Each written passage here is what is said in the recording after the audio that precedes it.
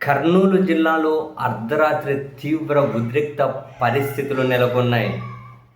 చిప్పగిరి మండలం సంగాల గ్రామంలో వైసీపీ నాయకుడు గిరి ఇంటి మీద టీడీపీ నేతలు మూకుమ్మడిగా దాడి చేశారు అని, ఆ వైసీపీ నేతను పరామర్శించడం కోసం వైసీపీ ఎమ్మెల్యే విరూపాక్ష వెళ్తే ఆయన మీద వాళ్ళ తమ్ముడి మీద దాడి చేశారు అని, రాళ్ళు రువ్వారు అని, ఆ ఎమ్మెల్యే సోదరి చేయి విరిగిపోయింది అని, పైగా వైసీపీ వాళ్ళు వెళ్ళి టీడీపీ మీద కంప్లైంట్ చేస్తే అక్కడేమో పోలీసులు కంప్లైంట్ తీసుకోకుండా మళ్ళీ అర్ధరాత్రి 2:45 వందల మంది పోలీసులు ఎమ్మెల్యే ఇంటి మీదకి వచ్చారు, తలుపులు పగలగొట్టారు, ఎమ్మెల్యేని వాళ్ళ అర్ధరాత్రి అరెస్ట్ చేసి తీసుకెళ్లారు అని, వెళ్తూ సీసీటీవీ ఫుటేజీ, హార్డ్ డిస్కులు కూడా తీసుకెళ్ళిపోయారని వైసీపీ తీవ్ర స్థాయిలో విమర్శలు గుప్పిస్తూ ఉంది.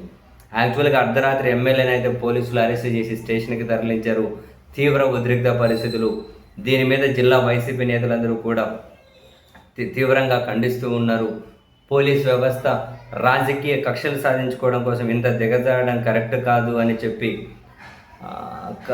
కర్నూలుకు చెందినటువంటి వైసీపీ నేతలు SV Mohan Reddy, MLA Madhusudan, BY Ramaiah, కాట్సాన్ రాంభూపాల్ రెడ్డి వీళ్ళందరూ కూడా తీవ్రంగా విమర్శిస్తూ ఉన్నారు. వైసీపీ ఎమ్మెల్యే మీద టీడీపీ వాళ్ళే దాడి చేస్తే అరెస్ట్ చేయాల్సింది టీడీపీ వాళ్ళని కదా, అర్ధరాత్రి ఎమ్మెల్యేని అరెస్ట్ చేయడం ఏంటి అని చెప్పి అక్కడ ఉన్నటువంటి సిఐ ఏకపక్షంగా వ్యవహరిస్తున్నారని చెప్పి విమర్శలు చేస్తూ ఉన్నారు. వీరు మరీ తీవ్రమైనటువంటి విమర్శ ఏంటి అంటే, అర్ధరాత్రి ఎమ్మెల్యే ఇంటిపై దాడి చేసినట్లు పోలీసులు వ్యవహరించారని, కుటుంబ సభ్యులను భయభ్రాంతులకు గురి చేశారని, తలుపులు పగలగొట్టి ఎమ్మెల్యేతో పాటు ఆయన కుమారుడు చంద్రశేఖర్ని అక్రమంగా అరెస్టు చేసి చిప్పగిరి పోలీస్ స్టేషన్కి తరలించారని, ఇది ప్రజాస్వామ్యంపై జరిగిన దాడి అని చెప్పి అక్కడ దాక్కుండా వాళ్ళు సీసీ కెమెరాలు, హార్డ్ డిస్కులను పోలీసులు తీసుకెళ్లారు అని, ఇవన్నీ తీవ్ర అనుమానాలకు తావిస్తుంది అంటూ వైసీపీ నేతలైతే విమర్శలు గుప్పిస్తూ ఉన్నారు.